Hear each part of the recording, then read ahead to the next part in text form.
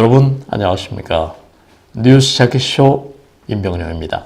대한민국 뉴스를 경마의 기수처럼 경쾌하고 박진감 있게 이끄는 뉴스 자켓쇼 날씨부터 짚어보겠습니다. 첫눈은 일상에서 주는 작은 감동이다. 이런 표현이 있습니다. 내일이 절기상으로도 소설이고 보면은 첫눈을 기다리는 마음이 들기도 하겠죠. 오늘과 내일 서울을 비롯한 중부지방에 첫 눈 예보가 나와 있습니다. 비가 눈으로 바뀌면서 눈이 좀 내리겠고 내일과 모레 아침 기온도 상당히 떨어져서 영하 2도, 영하 3도까지 내려갈 거란 그런 예보도 나와 있네요. 오늘 서울 지방의 낮 최고 기온은 9도가량에 머물러서 낮에도 좀 쌀쌀하겠습니다. 뉴스 자켓쇼 시작하겠습니다. 먼저 위안부 재단 오늘 공식 해산 발표 이런 주제입니다. 정부가 2015년 한일 위안부 합의의 핵심이었던 화해치유재단의 해산을 21일 오늘 공식 발표합니다. 이 재단은 피해자 지원을 위해서 일본 정부가 지급한 10억엔 그러니까 약 100억 원으로 위안부 피해 생존자 또 사망자 유족에게 치유금 성격의 현금을 지급하는 사업으로 진행이 되었었죠. 우리 정부 이 같은 화해치유재단 공식 해산 추진은 지난달 대법원이 강제징용 피해자에게 일본 기업이 위자료를 배상하라고 한 판결과 일정 부분 맞물려 있습니다. 이에 따라 경색된 한일 관계를 더욱 어렵게 할 우려도 나오고 있습니다. 최창행 여성가족부 권익증진국장은 오늘 오전 화해치유재단 거취와 관련해 이 문제를 방침을 발표할 예정입니다. 외교부 당국자도 재단 처리 문제 관련 작업이 막바지 단계에 있다고 밝혔습니다. 2016년 설립된 화해치유재단은 박근혜 정부 당시 설립되는데 사실상 지난해 말부터 기능이 전면 중단됐었죠. 문재인 정부 이후 지난해 12월 재단이 졸속으로 설립됐다는 위안부 태스크포스의 조사 결과가 발표됐고 재단 이사진 대부분이 현재 사퇴한 상태입니다. 문제는 일본 정부가 출연한 10억엔의 처리 방침입니다.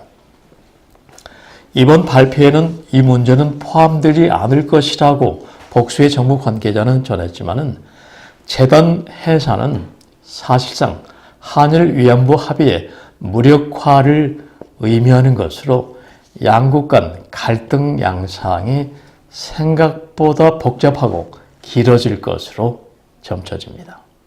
뉴스 체크쇼 두 번째입니다. 더불어민주당 판사 탄핵 추진 이런 주제입니다.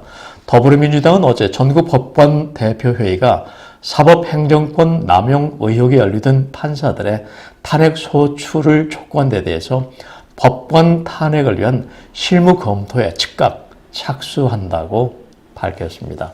민주당 지도부는 탄핵 소추 대상 판사로 권순일 대법관 등 적어도 13명이라고 적시했습니다. 하지만 일각에서는 해당 법관들의 혐의나 잘못이 명확히 밝혀지지 않은 상태에서 명단과 가이드라인까지 제시했다는 지적이 나오고 있습니다. 홍영표 민주당 원내대표는 민주당 소속 국회 법제사법위원들과 간담회를 갖고 전날 사법부 내에 요구도 있었기 때문에 새로운 상황이 생겼다. 이를 야당과 적극적으로 논의해볼 생각이라고 말했습니다. 그는 특별재판부 설치법과 함께 법관 탄핵 소추도 국회가 적극 검토해 처리해야 한다고 언급을 했는데요. 같은 당 박주민 최고위원은 적어도 대법원에서 스스로 징계하려고 했었던 13명 정도의 법관들은 누가 봐도 탄핵 소추 대상이 분명하다고 밝혔습니다. 그러나 한국당 김성태 원내대표는 사법농단에 관여한 판사가 있다면 현 사법부 체제에서도 충분히 심판할 수 있다면서 탄핵에 반대하고 나섰습니다. 김관영 바른미래당 원내대표도 국회에서 법관 탄핵 소추를 논의하는 것은 시기상조라고 말했습니다. 국회 판사 탄핵 소추안은 제적 의원 3분의 1 이상 동의로 발의가 되고 제적 과반 찬성으로 의결됩니다. 뉴스 퀴즈 세 번째입니다. 탄력 근무제, 대통령과 그 우군, 갈등 심화, 이런 주제입니다. 탄력 근로제 확대를 두고 정부와 노동, 시민단체 간 충돌이 깊어지고 있습니다. 청와대는 민주노총 참여 여부와 관계없이 22일인 내일 노사정 사회적 대화기구인 경제사회노동위원회를 출범시킬 예정이라고 밝혔는데요.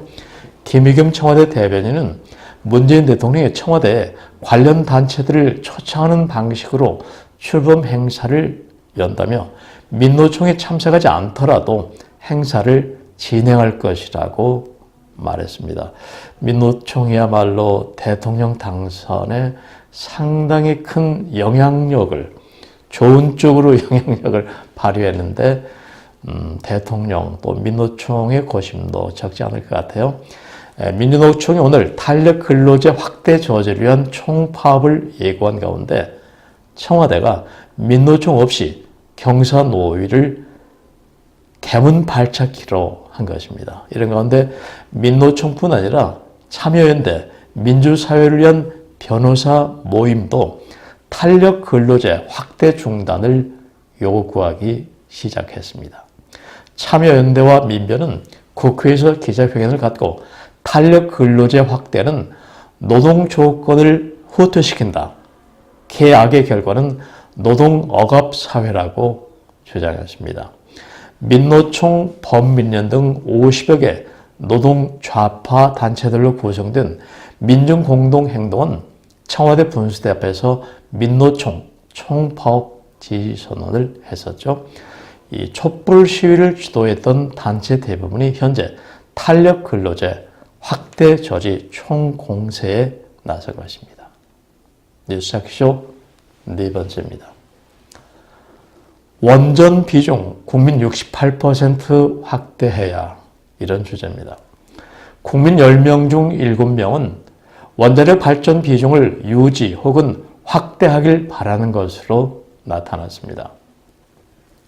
19일 한국원자력학회 제2차 2018년 원자력 발전에 대한 인식조사에 따르면 원전 비중 유지 확대 희망자는 67.9%, 축소 희망자는 28.5%로 조사됐습니다.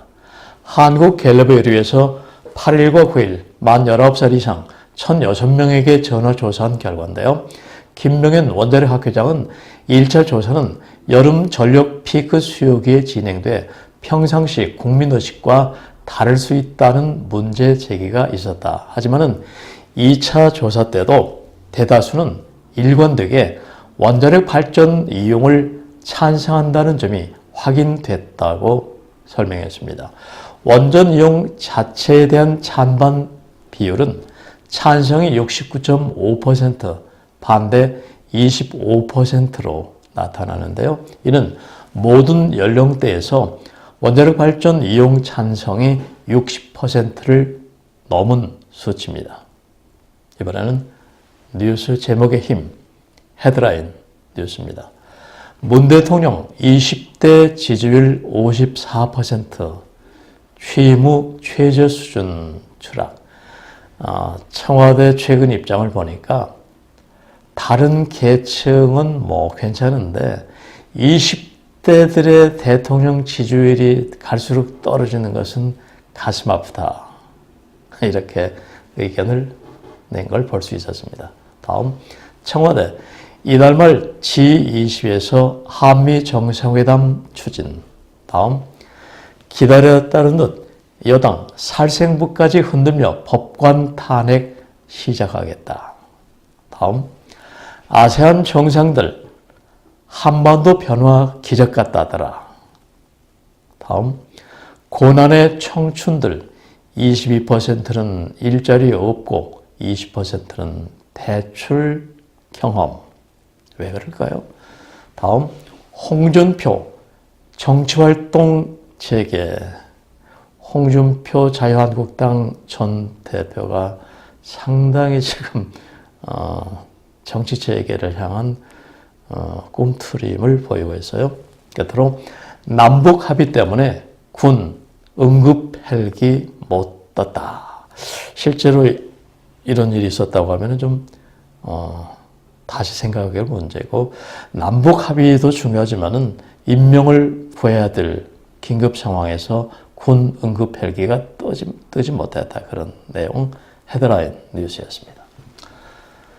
다음은 시의 언덕길 코너. 오늘은 정희성 시인의 음지식물이란 제목의 시 소개해드리겠습니다. 음지식물이 처음부터 음지식물은 아니었을 것이다. 큰 나무에 가려 햇빛을 보기 어려워지자 몸을 낮춰 스스로 광량을 조절하고 그늘을 견디는 연습을 오래 해왔을 것이다. 나는 인간의 거처에도 그런 현상이 있음을 안다. 인간도 별 수 없이 자연에 속하는 존재므로. 네, 큰 나무에 가려진 키가 작은 나무들은 햇볕을 보기가 어렵죠. 그래서 스스로 몸을 낮춰 광량을 조절하고 생존을 위한 몸부림을 한다. 상당히 깊이가 있는 그런 시인의 내공이 담긴 그런 시. 시언덕길 오늘은 정희성 시인의 음지식물이란 시 소개해드렸습니다. 이번에는 생활뉴스 두 가지입니다. 독립유공자 장례 운구차 경찰이 에스코트한다. 이런 주제입니다. 경찰이 앞으로 독립유공자 장례 운구 행렬을 호위합니다. 경찰청은 국가보훈처 광복회와 협조해서 독립유공자 장례식장까지 독립유공자 장례식장부터 현충원까지 운구 행렬 전 구간에 걸쳐 에스코트한다고 발표했습니다. 지금까지 생존한 독립유공자는 국내 35명, 해외 7명으로 총 42명인데 이들의 평균 연령은 95세입니다. 보훈처는 독립유공자 장례 의전에서 영구용 태극기 또 대통령 명의 조화를 건정하고 현충원 안장식을 거행하는 등 예우를 해왔는데요. 반면 경찰은 해외에서 독립유공자 유해가 국내로 봉환될 때만 호위를 해왔습니다. 생활뉴스 두 번째입니다. 인천시 치매 안심학교 문 열어. 이런 주제입니다. 인천시는 전국 광역단체 중 처음으로 치매 이전 단계 노인 또 그 가족들의 상담 치료를 위한 치매 안심학교를 주안 7동에 개관했습니다. 치매 안심학교에서는 초기 치매 어르신의 증상을 최대한 지연하는 뇌 건강 교육을 하는데요. 평일 오전 10시부터 오후 8시까지 사회복지사가 상주한다고 합니다. 4월 뉴스 두 가지였습니다. 이제 뉴스 자키쇼 마무리 순서입니다. 사람을 이해하려면 그 사람의 표정과 말투와 몸짓을 보며 얘기를 해야 한다고 합니다. 또 세상을 이해하려면 나무가 바람에 흔들리고 강물이 흐르며 내는 소리를 직접 들어봐야 한다는 말도 있습니다. 세상을 이해하려면 나무가 바람에 흔들리고 강물이 흐르는 소리를 직접 들어봐야 한다. 재미있는 표현이죠. 이 두 얘기의 핵심은 뭘까요?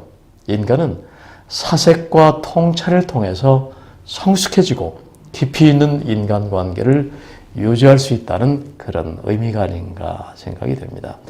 발목까지 푹푹 차오른 저 창밖에 낙엽 보면서 깊어가는 이 늦가을 초겨울의 의미 한번 찾아보십시오. 오후부터는 눈이 내릴 거라는 예보입니다. 뉴스프리전 뉴스 자키쇼 지금까지 편집국장 임병영이었습니다. 감사합니다.